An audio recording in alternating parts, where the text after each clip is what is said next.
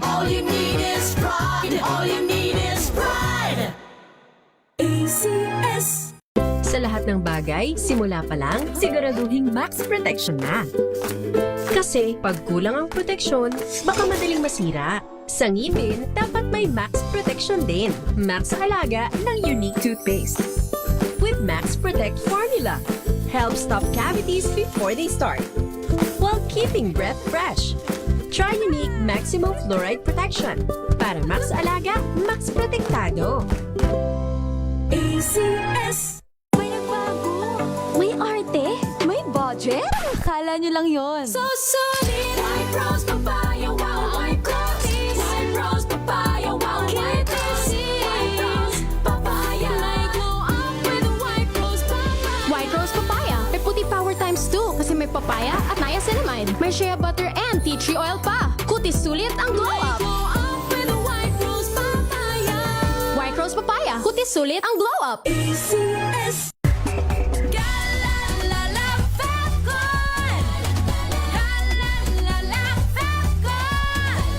Ang bango ng sampayan. Tara na magsayawan. Calefabcon, amoy nakaka-joyful.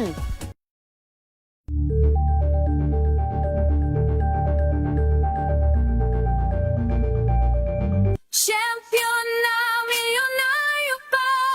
Pagkakataon mo na namang manalo ng 1 million pesos tax-free. Dahil eto na naman ang champion na milyonaryo pa. At ngayon, may papremyo na rin kami para sa inyong mga suking sari-sari stores. Ilagay sa isang malinis na papel ang iyong complete name, age, address, contact number at pirmahan. Maaari din ilagay ang iyong suking sari-sari store at ang kanilang address at contact number. Ilagay sa isang white legal-sized envelope na nakipang rinman sa mga required proof of purchase o POP. Ang tamang bilang ng empty sachets, wrappers o mga pouch ng mga sumusunod na makikita sa official website and Facebook page ng Champion na Milyonaryo Ba, Champion Bar, Champion Powder, Champion Liquid Detergent, Champion Fabric Conditioner, Champion Dishwashing Liquid at Champion Dishwashing Paste. At sa labas ng envelope, ilagay ang Champion na Milyonaryo Pa, ang POP na ginamit at ang MBC radio station na iyong pinakikinggan. Ihulog ang iyong entry sa mga drop boxes na matatagpuan sa iyong mga favorite MBC radio stations. Mas maraming entries, mas malaki ang chance mong manalo. 1 million pesos tax-free ang pwede mong mapanalunan sa Grand Draw. Libo-libong piso ang ipamimigay sa mga weekly draws na gaganapin sa mga MBC stations nationwide. At may pa-champion gift box pa para sa iyong suking sari-sari stores. Champion na milyonaryo pa. Brought to you by Champion. Walang gimmick, tapat po sa inyo.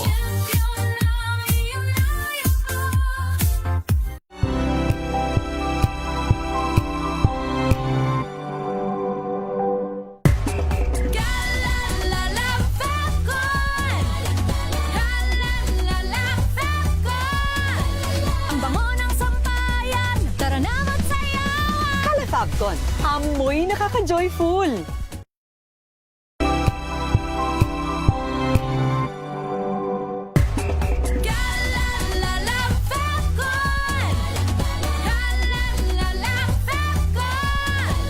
Ang bango ng sampayan. Tara na magsayawan. Calefabcon, amoy nakaka-joyful.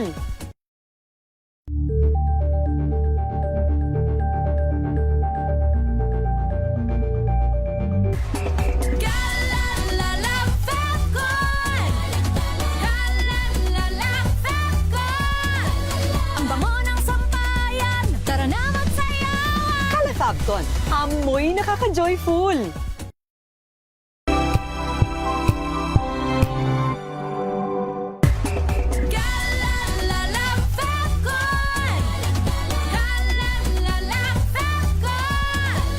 Ang bango ng sampayan. Tara na magsayawan. Calefabcon, amoy nakaka-joyful.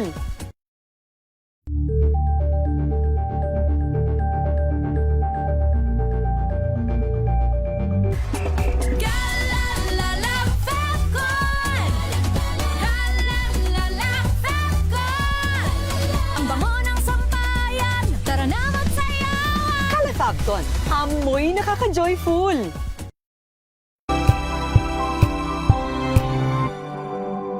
Curious ka ba sa maraming bagay? Kami na ang bahala dyan. Aalamin, tutuklasin at bibigyang linaw namin ang mga katanungang bumabagabag sa inyong isipan. Sa programa kung saan ang bawat sagot ay galing lamang sa mga eksperto. Ang Expert's Opinion, tuwing linggo 3:00 ng hapon, dito lang sa DZRH TV.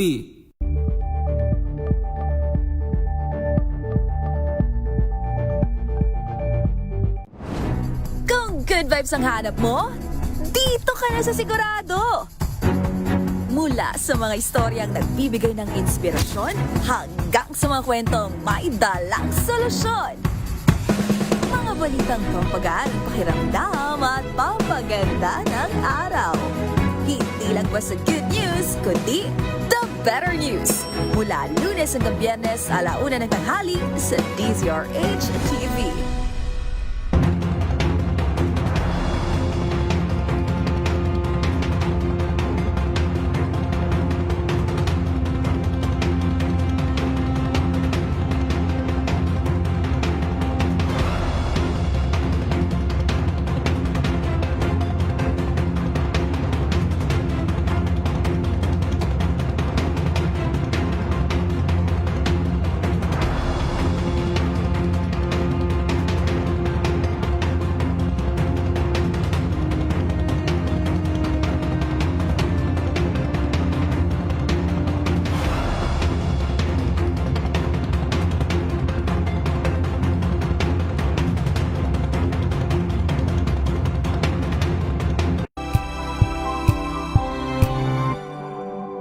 Sa pagbabalik tanaw sa 87 taong legasiya ng DZRH, napagtagumpayan na ng kauna-unahang himpilan ng radyo sa Pilipinas ang iba't ibang pagsubok, kabilang na ang bangungot noong panahon ng ikalawang digmaang pandaigdig.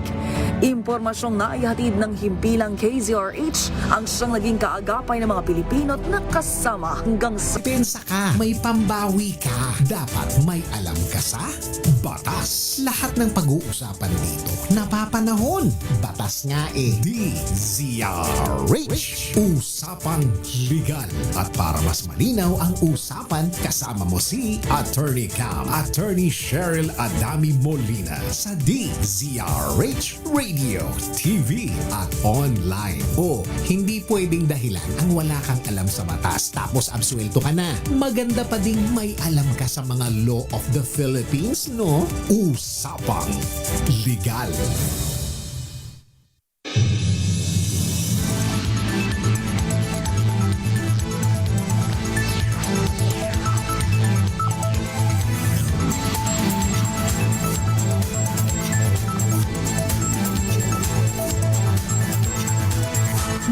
Magandang gabi po Luzon, Visayas and Mindanao. Mga kababayan natin na abroad, worldwide. Mga nakatutok sa atin sa radyo man, sa social media man, o kahit anong platform pa yan. Magandang gabi po. Kasama niyo na po para sa DZRH Usapang Legal. Ako po, yours truly. Ako po si Attorney Cam. Kamusta po yung mga hindi pumasok no dahil binaha sa kanilang mga bahay? Diyan po sa may Bacoor, Cavite. Lagi pong may portion dyan sa may tapat po ng SM. Diyan sa may Talaba, banda. Dire-diretso na po yan. Lagpas Meralco. Tsaka dyan sa may bandang Jollibee Molino, yung kahabaan po dyan, yung papasok, ay naku po. Tas ang tagos mo, buhay na tubig na daanan, ayun po no, talagang binabaha po dyan. Kaya naman ang topic natin ngayong gabi po, pwede bang pilitin na pumasok sa trabaho ang isang empleyado kung may panganib na dulot po ng bagyo o kaya naman ng habagat, di ba? Kasi po ngayon, no, may iba po na nagpapaalam sa kanilang boss. Siyempre, hindi naman sila makatawid, no? Especially pag galing kang Dasmariñas, Imus, tapos baha sa Bacoor, no? Yung biyahe mo, tapos hindi naman pala kayo makakadaan. O kaya naman mismong bahay ninyo kasama sa mga binaha, no, papaalam ka na hindi ka makakapasok.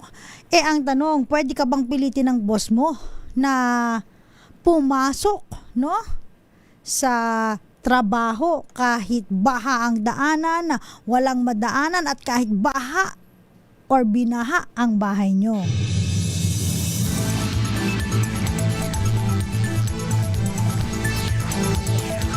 Kaya po napakagandang topic to. Marami po ang mga maagang nagsuspindi na ng klase, no? Kabilang na po yung mga sumusunod. Kanselado na po ang pasok sa pribado at pampublikong paaralan. Bunsod po ng masamang epekto ng panahon. Kabilang po dito ang Metro Manila, ang Marikina, dyan po sa may Abra, kasama po ang pasok, no, doon sa mga opisina sa gobyerno, wala na rin pasok. Bataan, sa Bataan po, Dinalupihan, Hermosa, wala rin pong pasok.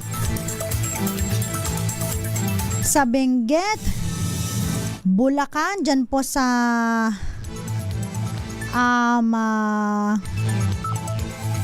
Malolos, sa Norzagaray, Pandi, Plaridel, Bustos, Bulacan, tsaka Angat. Sa Cavite po, no, dyan po sa may Bacoor, wala rin pong pasok. Sa may La Union naman po, ayan, sa may Bawang tsaka San Gabriel, wala pong pasok pampubliko at pribadong paaralan. Sa Pangasinan, kasama po ang Aguilar, Bugalyon, Dagupan City, Mangaldan, at sa Pampanga, wala rin pasok ang Bacolor, San Simon, Santo Tomas. Sa may Rizal, dyan po sa may Cainta, Montalban, San Mateo. Ayan po, wala pong pasok. Yung mga iba po, no, nag-aabang pa, no, medyo abangers tayo. Siyempre, yung mga estudyante, no, na-expect nila na walang klase because of bad weather condition. Pero meron na kasing tinatawag na blended learning, no? So may mga ibang eskwelahan po na bagamat inanunsyo ng local government na walang pasok, in-announce din po, no, ng mga eskwelahan, especially sa mga iba na medyo sanay sa blended learning, na magkakaroon sila ng tinatawag na asynchronous class. Iba na ngayon, no? Alam mo nyo, marami tayong natutunan during pandemic. Before kasi talaga pag alang pasok talaga. But dahil sa pandemic, no, natuto yung mga kasama na yung sa mga eskwelahan kung paano magkaroon ng parang hybrid, no, blended learning na tinatawag natin, kung saan pwede pa rin magklase kahit nasa bahay basta meron lang internet.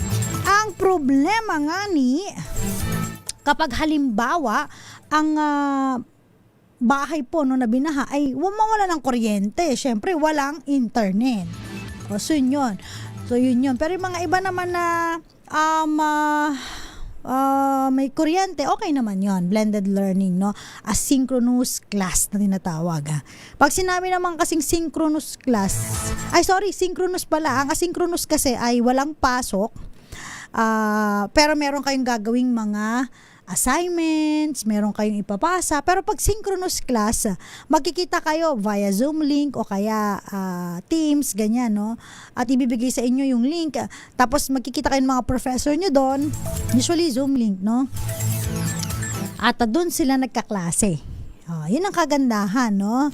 So nga lang, may mga, of course, disadvantage at advantages pa rin, lalo kapag hindi sanay yung mga estudyante sa paggamit ng yung blended learning tools nila. So kasama pa rin, nandun pa rin yung magulang. So again, balik tayo sa topic natin. Kung halimbawa pinipilit kang papasukin ng iyong boss, papaano yan? Kung hindi ka pumasok, ibig bang sabihin na insubordination na yon, kasi hindi mo sinunod ang utos ng boss mo? At kapag insubordination, mabibigyan ka ng memo, notice to explain. Ba't di ka pumasok nung pinapapasok ka kahit may bagyo? No excuses, no? Nakakaloka. Alam niyo po, sabi sa ating batas, no, meron po tayong tinatawag na security of tenure, no, na kung saan wala po empleyado ang pwedeng ma-dismiss sa trabaho except for just causes and authorized causes. Ang masakit kasi nito, no, hindi ka nakapasok dahil sa bagyo tsaka habagat, tapos binigyan ka ng memo, sinuspend ka o kaya ang malala, terminate ka pa. Grabe, dinismiss ka pa dahil hindi ka pumasok during nung time nung may habagat tsaka bagyo. So, paano yan? Alam niyo po, maganda ang labor advisory ng DOLE po, no?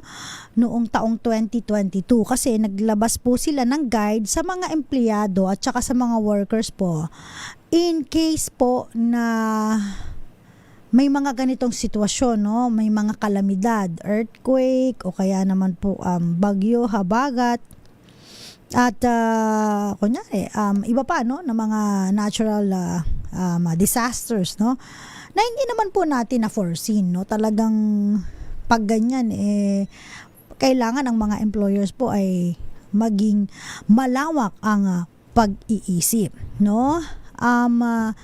Meron din pong sinabi, no, ang DOLE, mamaya sabihin natin kung kailan ba ang full compensation nila. May oras pa, kahit ba hindi na kompleto yung 8 oras, basta pumasok during that time, buo pa rin ba ang sahod o prorated per hour ang sahod, no? Ang sabi po ng ating DOLE, no, kung halimbawa may mga pumasok na mga empleyado despite, no, ng ganitong sitwasyon, dapat binibigyan niya ng incentives or benefits, no? Kasi alam mo, mga empleyadong ganyan. Naalala ko dati nung ako po isang radio jock pa, no, hindi makapasok, no, karamihan ng mga kasamahan namin kasi sa Cavite sila doon sila nakatira, laging baha dyan sa may St. Dominic na hindi na matapos. Kailan ba mawawala dyan, no? Nung time na yon pumasok ako kasi walang mag-a-announce, may mga at that time may mga concert na canceled, hindi pa uso nun yung social media, meron pang mga ibang mga event na canceled, so importante na ma-announce siya sa radio at that time, no. Galing akong Pasay, dumaan ako dun sa may bandang bahagi po ng Donada, no, tsaka yung TAF, ang Donada tsaka TAF lagi po yung baha. So lumusong ako hanggang legs, no. Tas ang panalangin ko, wag kang aalon kasi baka kung saan mapunta yung alon. Nakakatakot. So bawat bawat radio station nag-a-announce ako ng mga puro cancellation para aware yung ating mga kababayan, kasi halimbawa may concert sa may Araneta o kaya dyan sa may saan ba yun? O kaya sa MOA, o at least pa-announce natin, hindi na sila magpupumilit pa. Kasi kung ikaw nga naman, no, hindi mo alam na cancel, sayang yung binayad mo, di ba?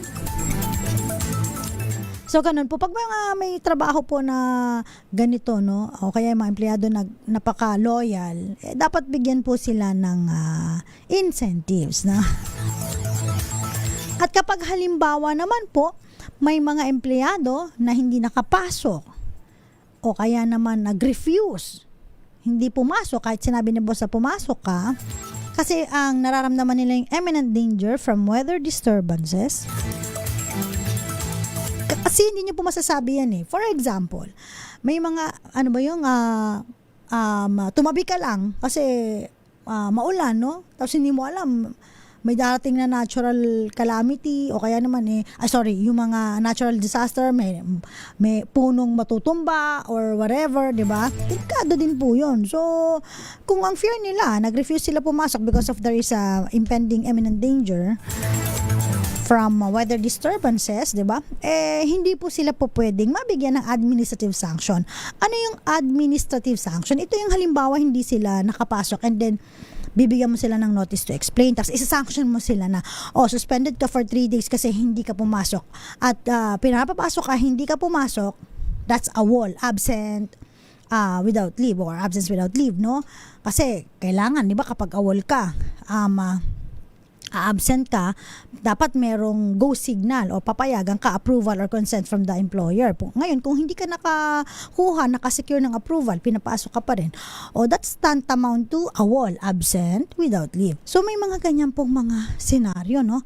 Ang sabi ng DOLE, teka lang, wag ganon. Kasi nga may imminent danger during the weather, because of the weather condition, di ba? And because of the weather disturbances, hindi sila pwedeng bigyan ng sanction na sila ay ma-terminate, specifically termination, o kaya ma-suspend just because hindi sila pumasok and your basis is a wall or neglect of duty, no? So, yun po, no? Ito po ay guide para sa mga private companies. So, ngayon po, no? Buti na lang din po dahil nga again because of the COVID, no? At the time pandemic, natutunan na rin po, no, ng mga empleyado na they can work kahit nasa bahay lang. Dala lang nila ay laptop. So, blended pa rin. So, ang tawag naman doon ay hindi blended learning kasi sa eskwelahan yan, tawag doon ay work from home arrangement. Yeah. Basta merong internet, may kuryente, pwede. Pero kung halimbawa naman po walang kuryente, walang internet, wala rin pong magagawa, no? At nakakalungkot naman po kung halimbawa isa sila sa mga nasalanta dahil sa habagat, di ba? Pinasukan ng bahay. Hirap po kaya maglinis pag pinasukan po yung bahay ninyo ng tubig. Pag-angat ng mga appliances, paglinis, di ba? Tapos meron pang danger na kayo po ay magkaroon ng leptospirosis kapag halimbawa meron kayong mga open wound tapos umihi yung daga. Naku po. Kaya ingat-ingat po, ha? So, itong labor advisory na to from DOLE, hanggang up until now, no? Dapat, wag po nating ipagsawalang bahala. So, hindi po pwedeng bigyan ng administrative sanction, suspension, especially termination ng isang empleyado na hindi nakapasok because there's a fear of imminent danger due to weather disturbances. Okay? Babalik po tayo. Ilan po muna mga paalala. Dyan lamang po kayo. Kasama pa rin po yours truly, ako po si Attorney Cam. Shoutout muna tayo. Magandang gabi po. Kina. May mga nanonood sa atin of course sa YouTube din po, sa may DZRH News. Mamaya sali po kayo sa ating Kring Kring promo. Shoutout po Max Alvarez. Good evening po. Watching from Rojas City. Glenna Uriel. Sabi niya kakatakot po ang ulan. Tigil lang sandali tapos bubuhos na naman. Almost 2 weeks na. Ayan. At saka alam niyo po ngayon dahil because of yun nga, yung nararamdaman natin, nararanasan natin ang mga bata ngayon, flu season. Nako, daming umubo, ang dami pong sipon na mga bata, kaya ang daming mga bumibili ng mga ngayon, mga Nebule, mga pampatanggal ng sipon. Gandang gabi po kay Mr. Sita at Yensa. Ganon din po kay Papa Will and Mama Jovita, Nanay Connie po. Belated happy birthday kay Miguel. Ayan.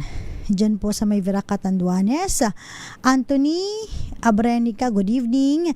Diyan po sa may Nueva Ecija, kamusta po kayo dyan? Francisco Ramirez Garcia, good evening po. Watching from Negros Occidental. Jenny Sagal, Jerry Sumagaysay, Eli Galsote, nanonood.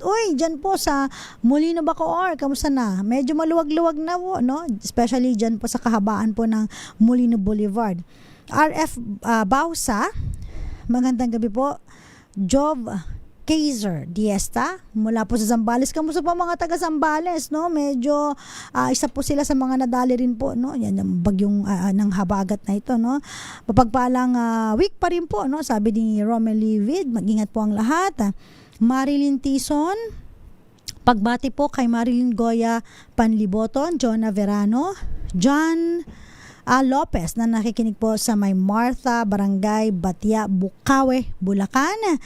Kay Adrian Dale Johnson Enriquez, sabi niya watching from Jose del Monte, suspend na naman. Alright, babalik po tayo. Ilan po muna mga paalala, dyan lamang po kayo. Oras po natin 1 minuto bago sumapit ang 7:00 ng gabi.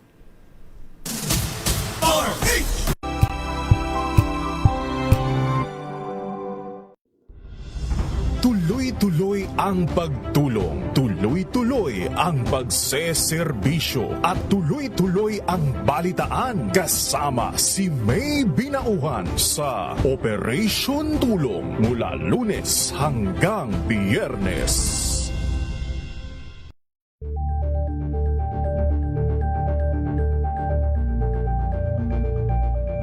Ngayong ika-87 taon ang kauna-unahang himpilan ng radyo sa Pilipinas ang DZRH, patuloy pa rin magbabalita, magseserbisyo at magbibigay pag-asa sa iba't ibang sulok ng bansa.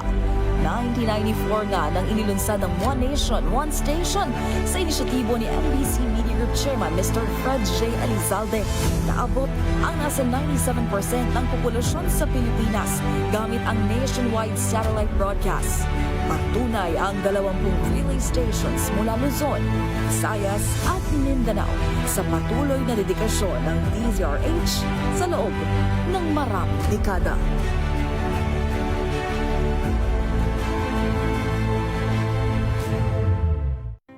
Angel po si Angelo Palmona sa giiwan sa inyo na isang magandang umaga.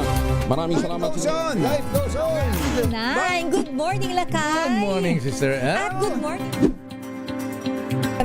Magandang mainit na umaga. Angel po si Angelo Palmona sa giiwan sa inyo na isang magandang umaga. Maraming salamat. Pilipinas, una sa Pilipino. If I get impeached, then that is my end. Tumutok sa pinaka-importanteng paglilitis ng impeachment court ngayong taon. The Impeachment Trial of Vice President Sara Duterte at DZRH Special Coverage.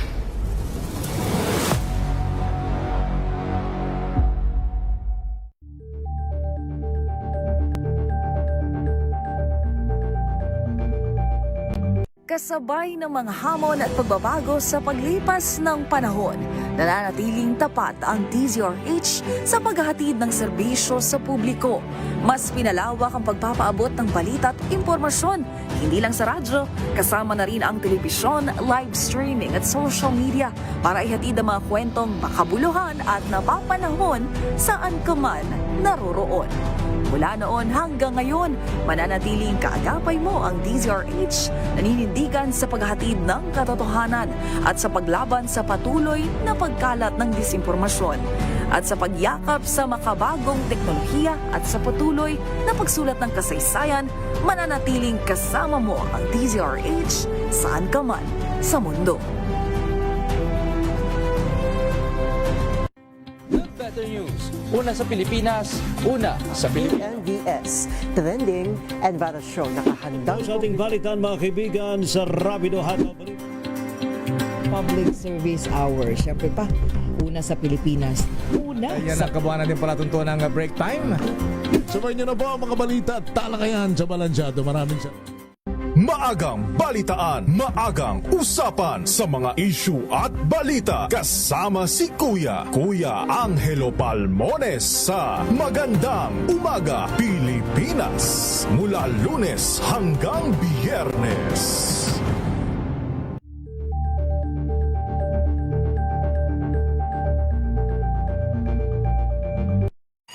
Mga balitang gigising sa inyong umaga. Mga balitang kailangan mong malaman. Mapapakinggan sa ACS Balita sa 2x2. Kasama sina Anthony Taberna at Jerry Baha. Lunes hanggang Biyernes.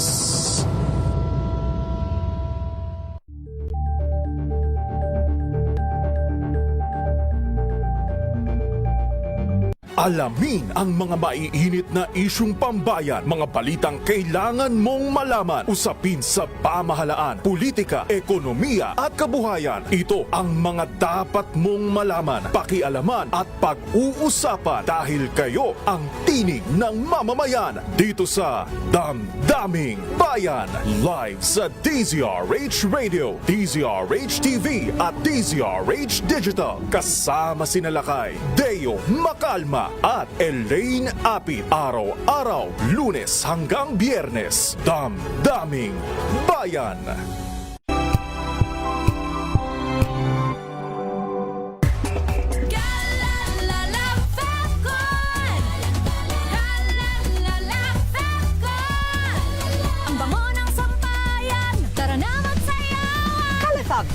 Amoy nakaka-joyful.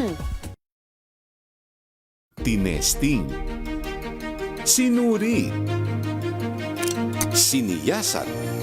Ang resulta? Super effective ang Shield sa pagpatay ng bakterya at virus. Shield Antibacterial Soap. Believe ang mga eksperto sa Philippine Nurses Association. At si Mami. Tiwala ako sa Shield. Shield Antibacterial Soap. Napatunayang mabisa. Ang mga nurse, tiwala. ACS. Galalala Fapcon. Galalala Fapcon. Ang bango ng sampayan. Tara na magsayawan. Kalafabcon, amoy nakaka-joyful. May nagbago. May arte. May budget. Akala nyo lang yon. So solid. White rose papaya, wow, white rose. White rose papaya, wow, white rose. White rose papaya. May glow up with white rose papaya. White rose papaya. May puti power times 2 kasi may papaya at niacinamide. May shea butter and tea tree oil pa. Kutis sulit ang glow up. Glow up with white rose papaya. White rose papaya. Kutis sulit ang glow up. ACS. Wow, ang saya. Isang barangay na labada, puro mancha pa. Goodbye, pahinga. Mommy, isang laba lang yan sa Pride Bar Blue. May powerful stain-away enzymes na malupit sa dunit mansya. At di masakit sa kamay. Isang laba lang yan. Hello, pahinga. Hello, Pride Bar Blue. ACS. Tanggaling-galing mo. Smart dishwashing paste ko.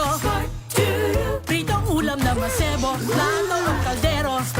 Tanggaling for everyday. Ganyan pag smart ang dishwashing paste. May double tanggaling formula. Tanggal ang sebo. Tanggal ang bakterya. Pahit para walang bahid. Linis fantastic sa metal at plastic. Number 1 ko to. Tanggaling-galing mo. Smart dishwashing paste. ACS.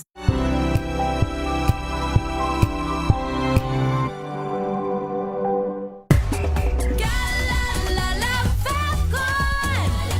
Galalala Fapcon. Ang bango ng sampayan. Tara na magsayawan. Kalafabcon, amoy nakaka-joyful.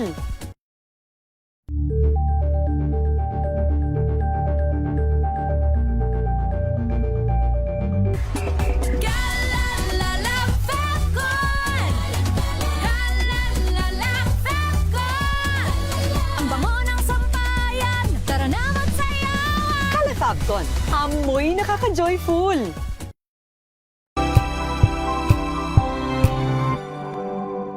Tumunog na ang gandingan para sa kalikasan. Ang itinanghal bilang Best AM Radio Program Host ay si Cesar Chavez para sa special on Saturday ng DZRH.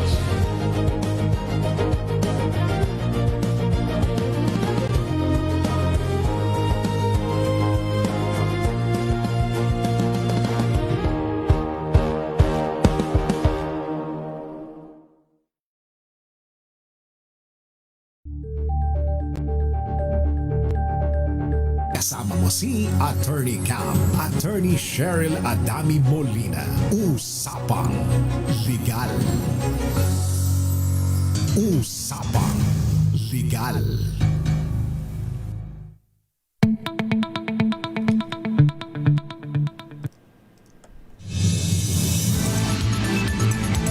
Nagbabalik po ang DZRH Usapang Legal. Kasama pa rin po yours truly. Ako po si Attorney Cam. Bago po tayo magpatuloy sa ating topic ngayon, pwede bang pilitin ng empleyado na pumasok kahit sa panahon po ng nararanasan nating habagat? Eto muna, puntahan natin si RH27 Noche Cacas. Dahil mga ilang evacuees po sa may Zapote Elementary School nabigyan ng relief goods. At syempre, alamin na rin po natin ang sitwasyon sa may Las Piñas. Kamusta rin po ang bahagi ng Las Piñas? Ang buong detalye mula kay RH27, Noche Kakas. Noche? Good evening, Atty. Cam. Good evening. Ayan, aabot sa 6 na pong pamilyang evacuees sa Zapote Elementary School ang nakatanggap ng relief goods mula sa pamahalaang lungsod ng Las Piñas. Agad na nagtungo si Mayor April Aguilar sa Zapote Elementary School na nagsisilbing evacuation center. Bukod sa relief goods sa Atty. Cam, may mga naibigay ring mga gamot at iba pa sa mga apektado ng pagbaha. Siniyak naman ni Mayora April at ng pamahalang lungsod na maayos ang kanilang sitwasyon habang hinihintay ang pagbuti ng panahon. Kanina, Atty. Cam, dumating na yung flood mitigating pump ng Department of Public Works and Highways. Alayon ng heavy equipment na maibsan ang pagtaas ng tubig at mapanatiling ligtas at malayo sa banta ng baha ang lungsod ng Las Piñas. Una rito, inabisuhan naman ng alkalde na ugaliin ang wastong pagtatapon ng basura para hindi babarahan ang daluyan ng tubig. Pumuhos naman ngayon, Atty. Cam, sa ating pag-iikot dito sa Southern Metro Manila. Pumuhos naman yung mahinang ulan dito sa bahagi ng West Service Road sa kanto ng C5 dito sa lungsod ng Pasay. Kaya yung mga motorista, lalong-lalo na yung mga motorriders, pag-iingat natin sa kanila dahil madulas ang kalsada. RH27, nagsikakasisya race, una sa Pilipinas. Maraming salamat RH27 Noche Kakas. Ayan, ingat-ingat pa rin po dahil kakatanggap lang din natin kanina, no, ng warning. Napakasipag mag-text, no? Buti pa ang NDRRMC nagte-text. Yung textmate mo hindi na. O ito ha, as of kanina, no, nag-message po ang NDRRMC, red rainfall warning. Bulacan, Metro Manila at Rizal, asahan po ang matinding pag-ulan, pagbaha at pagguho ng lupa. So ingat-ingat po. Anyway, tanggap pa rin po tayo dire-diretso sa ating mga report. Mas mataas na tax exemptions para sa manggagawa at small businesses, aprobado ng House Committee on Ways and Means. Ang buong detalye mula kay Miss RH12 Milky Rigunan. Miss Milky? Ibay ng House Committee on Ways and Means ang panukalang batas na layuning itaas ang annual taxable income exemption ceiling sa 350,000 pesos mula sa kasalukuyang 250,000 pesos. Kasama rin ang relief measure para ma-exempt ang microenterprises sa 2% minimum corporate income tax o MCIT bilang bahagi ng mas pinalawak na tax reform package na layuning makatulong sa mga individual taxpayers at small businesses. Ang dalawang panukalang batas ay akda ni na House Speaker Faustino D. III at House Majority Leader Sandro Marcos na pinagtibay kanina ng komite ni Marikina Representative Miro Kimbo. Sa bill, ang mga manggagawa na kumikita ng 350,000 pesos annually ay exempted sa personal income tax na magre-resulta ng mas malaking take-home pay sa mga low and middle income workers. Sa MCIT naman, sinabi ni Kimbo ang tax relief ay para mabigyan ang maliliit na negosyante na makabawi sa kanilang operasyon, mapanatili ang kanilang mga empleyado at maiwasan na magsara ang kanilang negosyo. Ako si Milky Rigunan, nagulat para sa DZRH, una sa Pilipinas, una sa Pilipino. Maraming salamat, Miss Milky Rigunan. Puntahan naman po natin si Raymond Dadpaas. Team Cayetano, sumaklolo sa mga biktima ng baha sa Parañaque, Las Piñas at Cavite. Ito talaga yung mga binaha, no? RH28, Raymond Dadpaas, ibalita mo nga to, Raymond. Naghatid ng tulong ang Emergency Response Team ni Senate Minority Leader Alan Peter Cayetano sa mga residenteng apektado ng pagbaha sa ilang lugar sa Parañaque, Las Piñas at Cavite. Dala nilang mga supply ng pagkain at inumin na lubhang kailangan ng mga apektadong residente, lalong-lalo na ang mga nasa evacuation centers.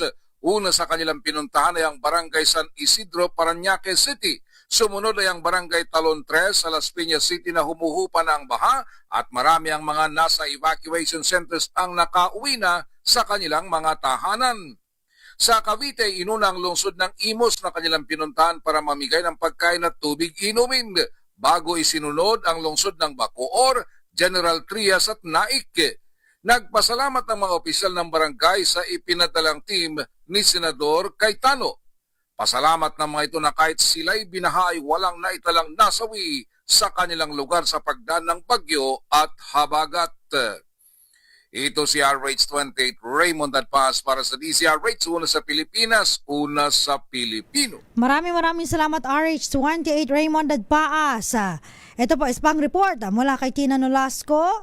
Dole, pinalakas ang pagpapatupad ng dagdag sahod sa buong bansa sa ilalim ng bagong administrative.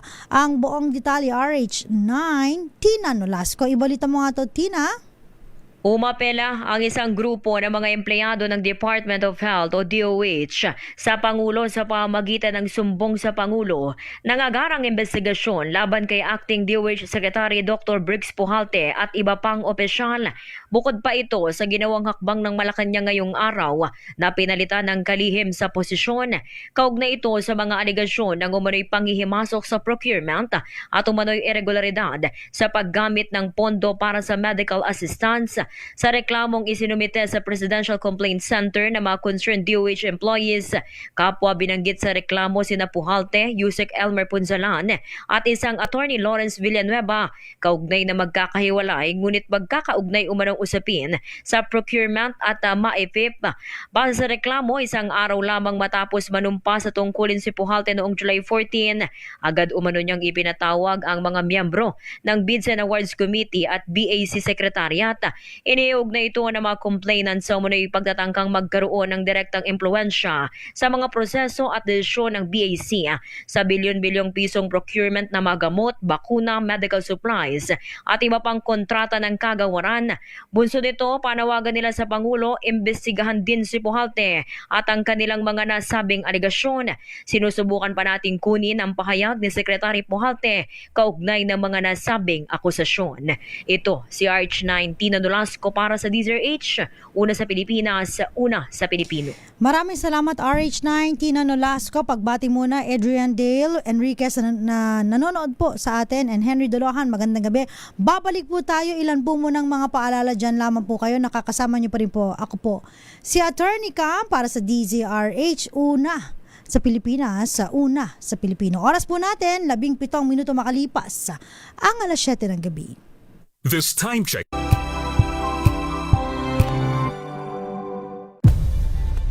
Nagsimula sa pangarap hanggang sa maabot ang tagumpay. Iba't ibang kwento, iba't ibang mukha ng atletang Pilipino.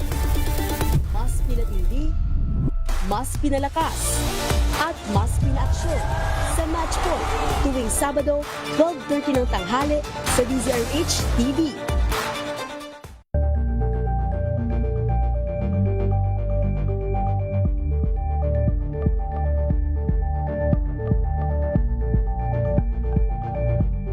We've got you covered.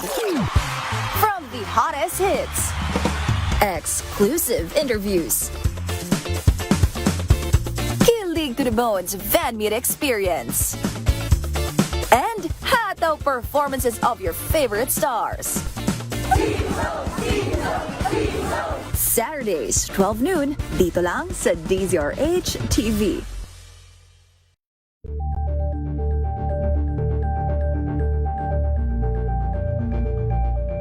Tambalang Anthony Taberna at Jerry Baha ang gigising sa inyong umaga dahil lalatay ang humahagupit na diskusyon at komentaryo Lunes hanggang Biyernes sa 2x2.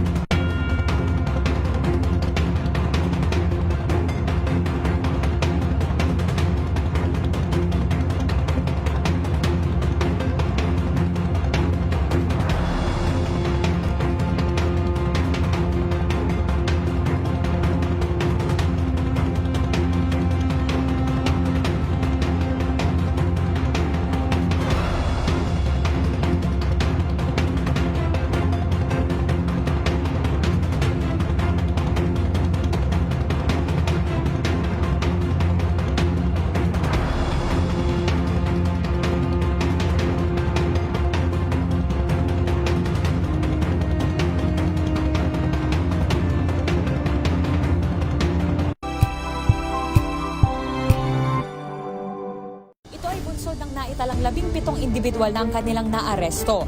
Metro Manila Development Authority o MMDA ang No Contact Apprehension Policy o NCAP sa Metro Manila. Sa ang ilang mga dokumento ay peke, hindi rin legal ang employment na ipinangako sa kanila. Sa mata ng batas, mananagot ang sangkot at may sala. Dahil sa bawat paglabag, may karampatang parusa. Alamin ang mga pananagutan sa likod ng mga bawal. Dito sa Hoy! Bawal Yan! Tuwing Sabado, alas 11:30 ng umaga. Dito lang sa DZRH TV.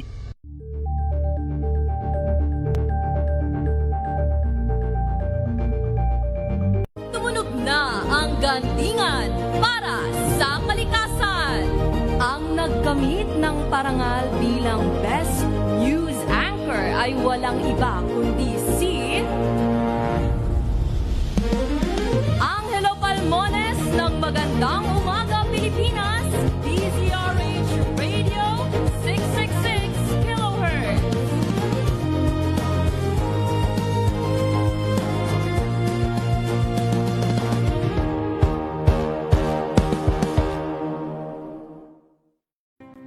Better News. Una sa Pilipinas, una sa Pilipinas. NBS, Trending and Viral Show. Nakahandang sa ating balitan mga kaibigan sa Rapido Hataw. Public Service Hour. Siyempre pa, una sa Pilipinas. Una Ayan ang kabuuan natin palatuntuan ng break time. Sabay niyo na po ang mga balita at talakayan sa Balansyado. Maraming salamat.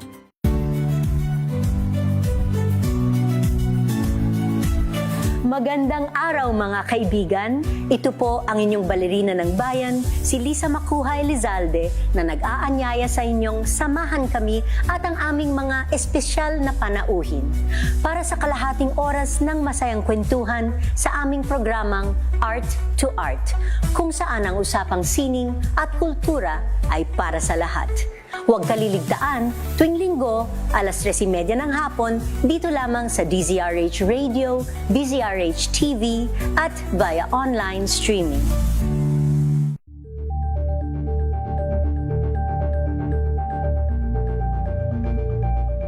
Curious ka ba sa maraming bagay? Kami na ang bahala dyan.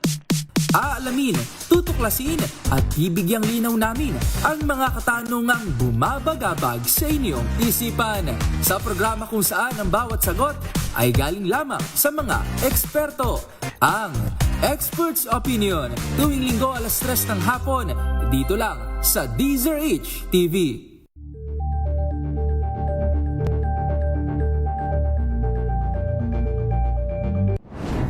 Kung good vibes ang hanap mo, dito ka na sa sigurado! Mula sa mga istoryang nagbibigay ng inspirasyon hanggang sa mga kwentong may dalang solusyon. Mga balitang pampagaan, pakiramdam at pampaganda ng araw. Hindi lang basta good news, kundi the better news. Mula Lunes hanggang Biyernes, 1:00 ng tanghali sa DZRH TV.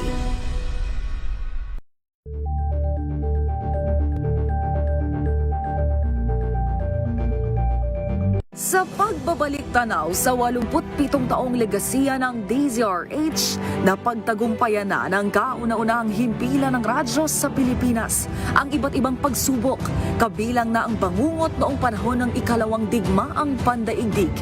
Impormasyong naihatid ng himpilang KZRH ang siyang naging kaagapay ng mga Pilipino at nakasama hanggang sa nakamit ang kalayaan. At nang muling mapas sa kamay ng mga Pilipino ang kasarinlan, nagbukas din ang panibagong yugto para sa himpilan. Mula sa KZRH na kalaunay naging DZRH, ang mga balita at impormasyon ang nagsilbing gabay ng mga Pilipino. Naging hudyat ito ng panibagong simula at patuloy na paglago, kasabay ng pagsilang ng mga programang nag-iwan ng bakas sa kasaysayan at sa puso ng bawat Pilipino. Angel po si Angelo Palmones nag-iiwan sa inyo na isang magandang umaga. Maraming salamat. Life goes on! Good morning, Lakay! Good morning, Sister Ann. At good morning! Kasama mo si Attorney Cam, Attorney Cheryl Adami Molina. Usapang Legal. Usapang Legal. Nagbabalik po ang DZRH Usapang Legal. Kasama pa rin po yours truly, ako po si Attorney Cam. Pinag-uusapan pa rin po natin kapag halimbawa ganito, no, may nararanasan tayong mahabagat o kaya bagyo, baha dito, baha doon, pwede ka bang pilitin ng iyong boss na pumasok sa trabaho? At kapag nag-absent ka, ikaw ba ay mabibigyan ng administrative sanction? Sabi po sa atin ng labor advisory ng DOLE, ayan, wag po, no, dapat wala pong administrative sanction at hindi ka po pwedeng pilitin na pumasok, no, kapag alam mo na may imminent danger dahil sa weather disturbances. At syempre kung halimbawa ikaw naman ay pumasok, so sabi nga nila dapat meron niyang incentives aside from halimbawa pumasok ka ng 6 hours, pag 6 hours full na yon, o isang araw mo na yon. Kapag less than 6 hours, prorated, no, yung bayad sa'yo. Eto na, nakaready na po para sa ating Kring Kring promo. Makinig maigi! Ito na ang chance mo na manalo ng instant 500 pesos kapag narinig mo na ang mahiwagang Kring Kring. Tingnan mo na ang iyong cellphone, baka ikaw na ang susunod naming winner sa Kring Kring Panalo Malakas sa telepono. Para sumali, bisitahin ang Facebook page ng DZRH, fill up pa ng Google Sheet na nakapin sa DZRH FB page at hintayin ang aming tawag sa telepono. Klik-klik na! Sabi ni Melvin Letrodo, pag-greet naman po, happy listening sa may barangay Katipunan, Santa Fe, Leyte. Ayan. Domo arigato, sabi niya. Thank you so much sa pakikinig po. Eto na, meron na tayong natawagan para sa ating Kring Kring Panalo promo. Kausapin na natin siya. Alamin natin kung taga saan siya at paano niya kaya nalaman itong Kring Kring promo natin. Magandang gabi po. Ano pong pangalan nila? Hello po. Ako si King Darren, paring po. King Darren, ang ganda naman ng pangalan mo. Bakit naman King ang pinangalan sa'yo? Ayaw ko lang po sa magulang ko. Ayaw ba ng King? Gusto mo? Anong gusto mo palang Prince? Taga saan ba si King? Ano po? Barangay Malaruatan, Lian, Batangas. Kamusta na ang Batangas dyan sa inyo? Ha? Yung habagat? Umuulan pa rin ba? Baha naman, ano po, binaha rin po. Sa inyo, dyan sa Maylian? Sa barangay namin, di naman gaano. Sa ibang barangay po ay baha. Baha, okay. O Darren, ayan, paano mo nalaman itong ating Kring Kring Panalo promo? Sa radyo po. Ay, sa radyo? Ay, talagang nakikinig. Ready ka na ba sa katanungan mo? Opo. Ang tanong, ano ang kauna-unahang impilan sa radyo na nag-celebrate ng 87th anniversary at number 1 na naman sa survey? DZRH. Thank you so much. Congratulations. Nanalo ka ng 500 pesos. Meron ka bang gustong i-shout out dyan sa mga alae, Batangas? Shout ko po ang aking pamilya, ang paring family. At ang aking pong tatay na lagi nakikinig po dito sa DZRH. Sa mga drama po na napakinggan po niya lagi. Okay. Maraming salamat, King Darren. Huwag mong ibababa ang telepono dahil kakausapin ka ni Don Carlos. Si Don Carlos ang mamimigay ng 500 sa'yo, okay? Once again, congratulations and shout out sa mga paring. Ayan, mga angka ng paring dyan sa Maylian, Batangas. Ako po'y magpapaalam na maraming salamat. Muli po nakasama niyo ako po si Attorney Cam para sa DZRH Usapang Legal. Every Mondays, Wednesdays, and Fridays po ako nakakasama. And of course po, abangan niyo po ako sa TikTok account ko. Ayan, hanapin niyo lamang po ATTYCAM. Ayan, sometimes po pag medyo nakaka-LL, nakakaluwag-luwag, tayo po ay nagbibigay ng mga legal information dyan po sa ating TikTok account. Thank you so much. Muli po, Attorney Cam po para sa DZRH. Una sa Pilipinas, una sa Pilipino. Oras po natin 1 minuto bago sumapit ang 7:30 ng gabi.